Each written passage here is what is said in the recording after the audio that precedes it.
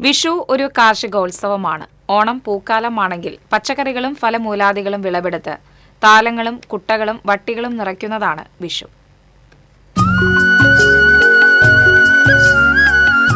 കൊയ്ത്ത് കഴിഞ്ഞ് പാടങ്ങളിൽ നിറയെ പച്ചക്കറി വിളയുന്ന കാലമാണ് വിഷുപ്പിറവിക്ക് തൊട്ടു മുൻപുള്ള മാസങ്ങൾ.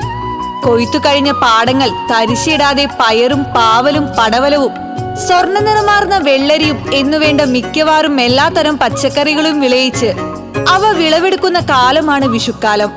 കണിത്താലത്തിൽ കണിയൊരുക്കാൻ ചക്ക, മാങ്ങ എന്നിങ്ങനെയുള്ള നമ്മുടെ സ്വന്തം കനികൾ തയ്യാറാവുന്നതും കിഴങ്ങുകളും മഞ്ഞൾ, ഇഞ്ചി, കുരുമുളക് തുടങ്ങിയ സുഗന്ധവ്യഞ്ജനങ്ങളും വിളവെടുപ്പിന് പാകമാവുന്നതും ഇക്കാലത്താണ്.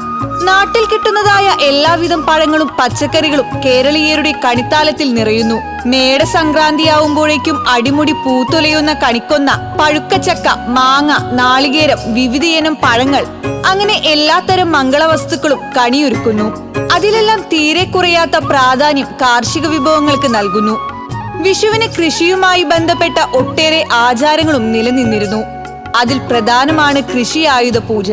കൃഷിക്ക് ഉപയോഗിക്കുന്ന കൈക്കോട്ട്, അരിവാൾ, കലപ്പയുടെ കരി എന്നിവ കഴുകി വൃത്തിയാക്കി വിഷുദിനത്തിൽ ഉച്ച കഴിഞ്ഞാൽ ആയുധങ്ങളിൽ ചന്ദനം, സിന്ദൂരം എന്നിവ തൊടുവിച്ച് കൊന്ന പൂക്കൾ കൊണ്ട് അലങ്കരിച്ച് വീടിന്റെ പടിഞ്ഞാറ് ഭാഗത്ത് വെച്ച് പൂജിച്ചതിന് ശേഷം ഈ കൃഷി ആയുധങ്ങൾ കൊണ്ട് പാടത്ത് ചാലെടുത്ത് ധാന്യങ്ങളുടെയും പച്ചക്കറികളുടെയും വിത്തുകൾ നടുന്നതാണ് പ്രധാന ആചാരം.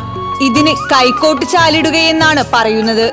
പ്രാദേശികമായ ആചാരങ്ങളിലും പേരുകളിലും വ്യത്യാസം കണ്ടുവരുന്നുണ്ട്. ചില സ്ഥലങ്ങളിൽ വിഷുദിനത്തിൽ കന്നുകാലികളെ കുളിപ്പിച്ച് കുറി തൊടുവിച്ച് അവയ്ക്ക് നിറയെ ഭക്ഷണം നൽകി അവയെ ഉപയോഗിച്ച് നിലം ഉഴുത് പുതിയ കാർഷിക ഉപകരണങ്ങൾ ഉപയോഗിച്ച് പുതുവർഷത്തിൽ കൃഷിക്ക് തുടക്കമിടുന്നു.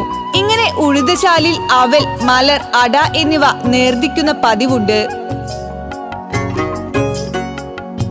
News desk TCV.